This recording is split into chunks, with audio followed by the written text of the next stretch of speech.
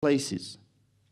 We must look for our companions, righteous companions, in good places, in mosques, in gatherings like these, in circles of knowledge. And there are people, as Ibn al-Qayyim rahimahullah divided the people into 4 categories regarding accompanying them and being with them. He said the people who have the most right for you to accompany are the scholars. It is an obligation for you to accompany them if you can.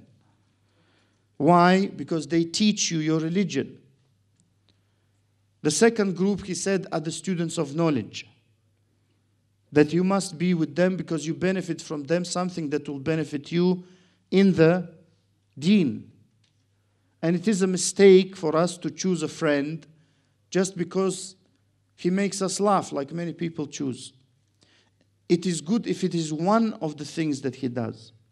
But the main thing must be for the deen. That's why we were looking for the righteous companions, not for any companions. Otherwise, you can find any companions, i.e. someone to accompany you. But we're looking for the righteous companions, for those who may make you laugh, but not all the time. Because the ulama said, joking is like salt in the food. Don't overdo it. Don't put too much salt in the food. We must, 95% of our time, we must be serious. Unless, of course, we have guests, we have some special occasions, in which case, and of course, the whole issue of hospitality, maybe we will do a whole conference on that, because we have a big issue in Britain about hospitality, which we don't have it. We have to know what hospitality is. That's one of the rights of your brother, let alone of your companion. If you see someone who doesn't know how to entertain the guest, he shouldn't be your companion, righteous companion. Al-Awza'i rahimahullah, Al-Imam Al-Awza'i, he was asked, Sheikh, what do you say? This is a great Imam from the Salaf. He was asked, Sheikh, what do you say about someone? And Ibn Muflih rahimahullah, he has a very good book called Al-Adab al-Shar'iyya. It's one of the best books about etiquettes and manners that you will find, including all sorts of manners, 3 volumes of manners. So manners is an art, ikhwan. It's not just to read one tiny little book. Manners is an art. And he gave this narration there when he was talking about hospitality. He said, Al-Awza'i rahimahullah was asked, what do you say about someone who has a guest and he gives him pickles and olives? And he has 3 things: meat, honey, and ghee or fat. He said, هذا الرجل لا يؤمن بالله واليوم الآخر. لماذا؟ لأن النبي صلى الله عليه وسلم قال من كان يؤمن بالله واليوم الآخر فليكرم ضيفه. He said, this man doesn't believe in Allah and the last day. What does he mean? He doesn't mean he's a kafir, but he means his iman is so weak that he does this because the Prophet said what? Remember that hadith? Who believes in Allah and the last day, let him do what? Be generous to his guest. Generous, yani give him zaytun, olives. It's not generous. Or like we come to some brothers, they say, brother, help yourself. To what, akhi? Help yourself? DIY or something?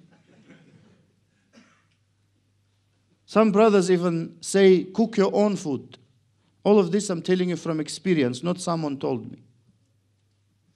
So how can you be like that to your brother, let alone other guests who are more than brother? So you have to look.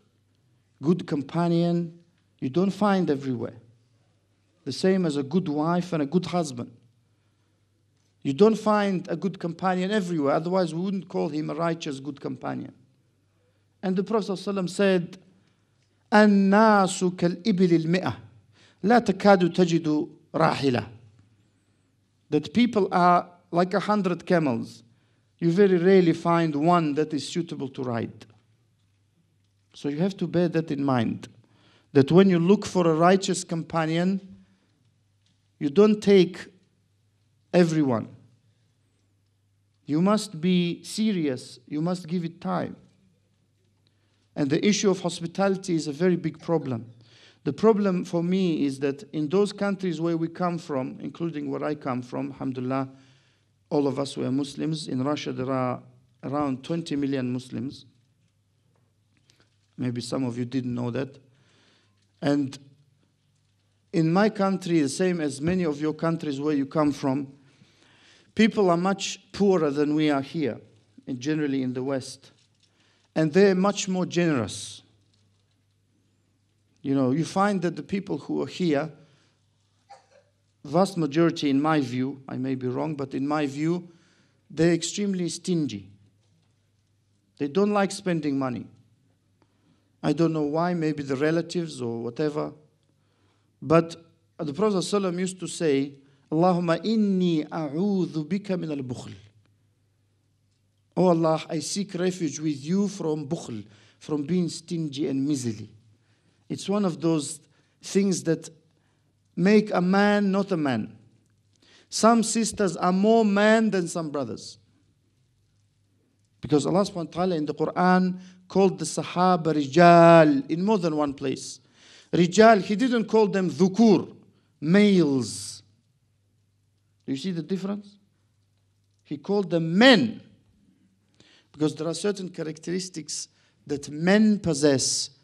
Like, for example, being brave. Some sisters are more men in that department than men, than some men. They are more brave than maybe their husband, which is true, and it's a big shame for that husband.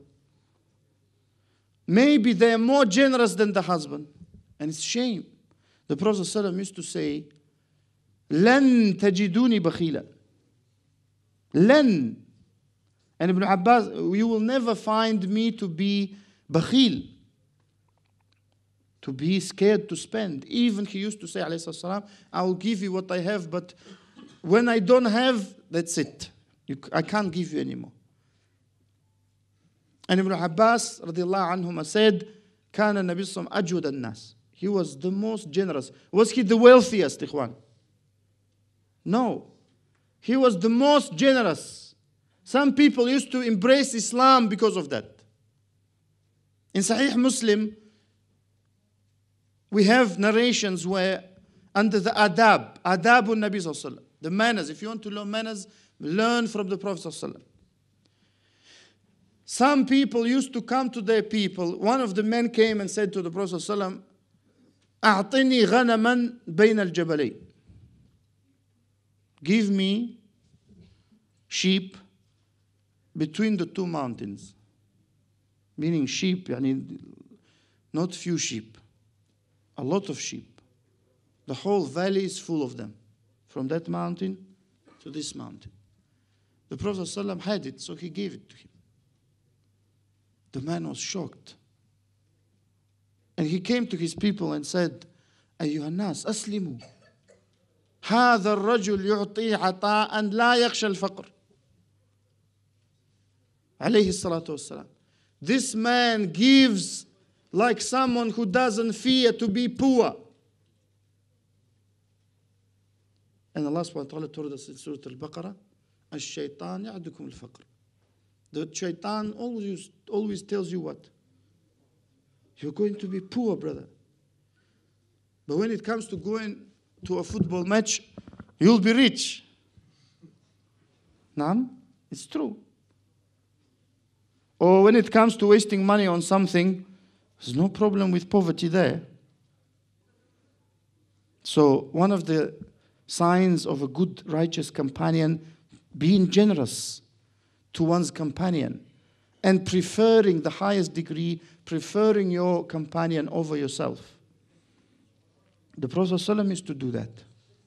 How many Sahaba used to have what to eat and drink and he didn't, alayhi salam? And they would know it.